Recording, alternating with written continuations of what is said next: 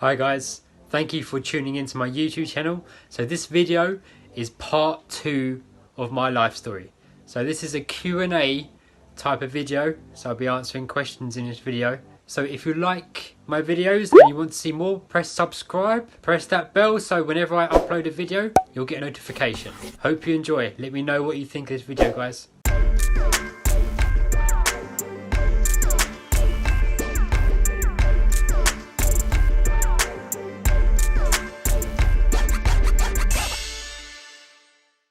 I've been reading this book recently called Can't Hurt Me by David Goggins, and there was a message in there that really kind of related to me, and I'll share that with you now. So he was an army officer. He went to train for the Marines, but he didn't pass all the training that was required of you to get through, so they rejected him. So he went away and did more training and more training, but they still rejected him.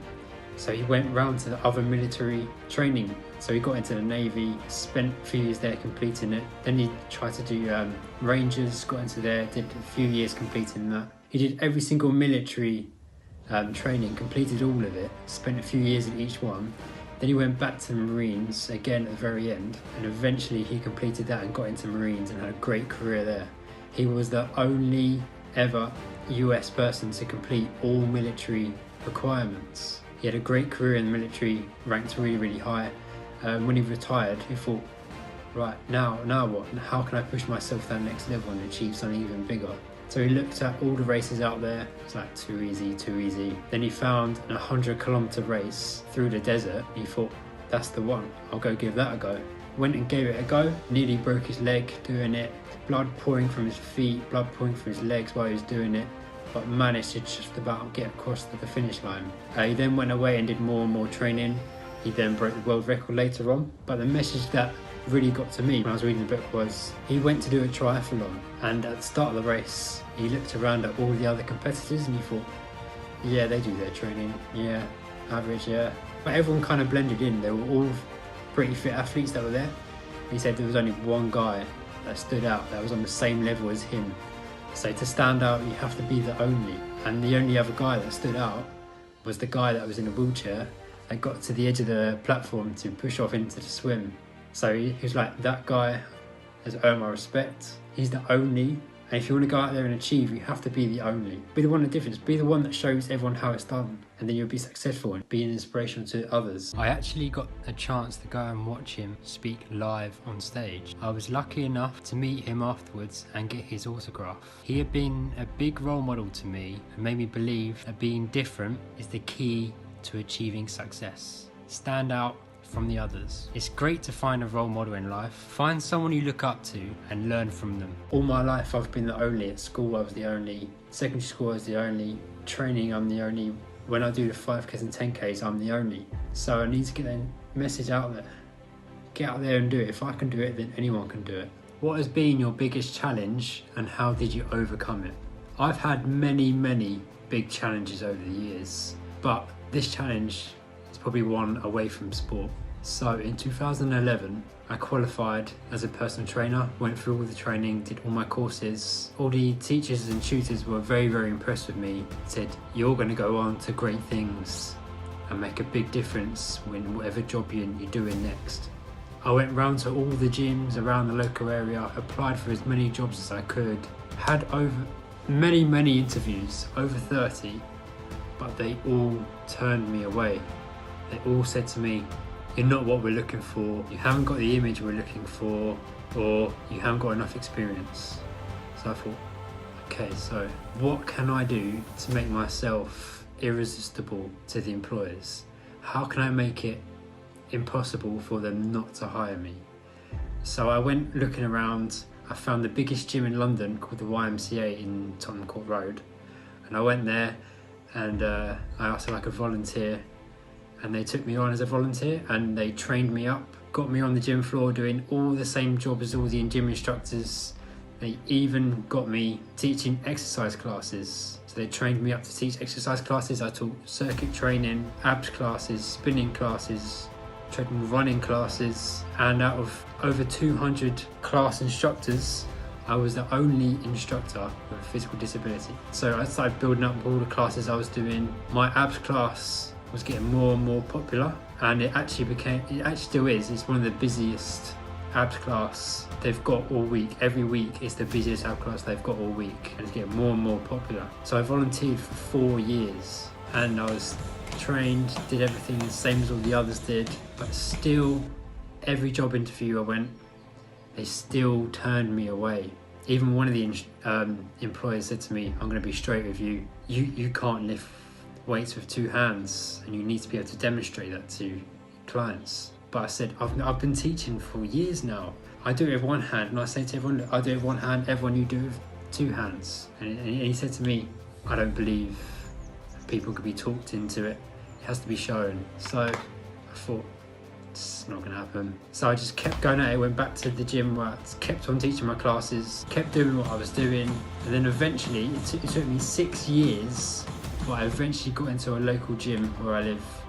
And I now teach exercise classes weekly, and I'm working in the gym. I also teach exercise classes for disability people, or people that are in stroke rehab or with difficulties. So I teach the able-bodied classes, and then I teach the disability classes as well. So eventually I got there. So my main message is never give up. If you want it, don't let people tell you no. Go out there and make it happen. You can do it. In these hard times, due to the coronavirus, more people will face anxiety and mental health. What would be your advice to them? So my advice would be, obviously it's going to be hard, everyone being stuck indoors all the time. The most important thing is not to let yourself waste away. Every single one of you has a very intelligent, creative, active brain. Make sure you use it. Do things such as finding a new hobby.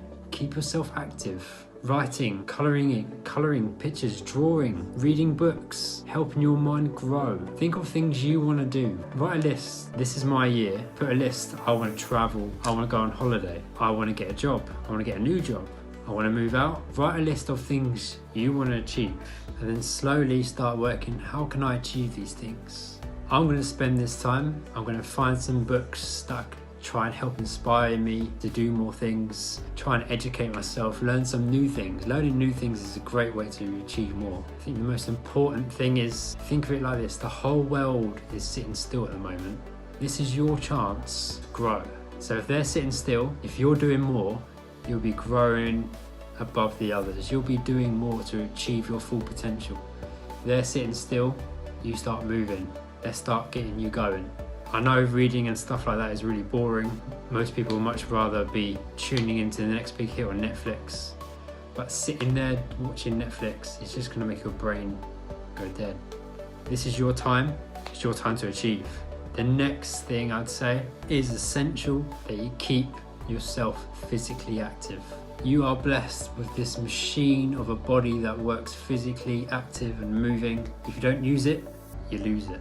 Even if you're doing small activities, keep it daily. There's lots and lots of workouts online, everywhere, YouTube, Instagram. I'm doing lots and lots of active things on Instagram, showing people lots of exercises to do, and there's lots of things you can do within the household, even within the one room. The main thing is you are blessed with this body, functional moving body. Make sure you use it. So, 2 things. Use that mind, use that body. Don't let it waste away. Go out there and make a difference. You could come out of this isolation fitter, healthier, more inspired than ever before. Turn this negative situation into a positive. What would be your advice to young people who may have suicidal thoughts and anxiety? If you are feeling suicidal, it is very, very important to talk to someone. Whether that's a family member or a close friend, make sure you have a conversation, and it's important that you feel heard. If that's not possible, talk to your local GP. There are also many local talking therapies. Some talking therapies run voluntary. It's very important to feel safe and contained so you can get your feelings and emotions across. It's really important that you feel listened to, and if you feel comfortable, you open up. It doesn't make us weak to ask for help, it makes us stronger. What would be a good daily routine for people with mental health? A good daily routine, something which helps me, is every morning I create a list. 3 to 5 things, start with 3 things. Whether it be, today I'm going to send an email to that person I want to send to you. Send an email for work. Today I want to bake a cake. Or today I'm going to go for a walk. Those 3 things, as you achieve them, tick them off. That then gives you a productive day. So you can see down your list, oh, I've done this, I've done that, I've done this, I've done that. You've achieved things throughout that one day. That makes your day a productive day. If you do that every single morning, whether it be today I'm going to go for a walk, today I'm going to read a book, today I'm going to buy a new book, your list will go from 3 to 5 things. Tick each thing off each day as you do it. And then each day, at the end of each day, look at your list.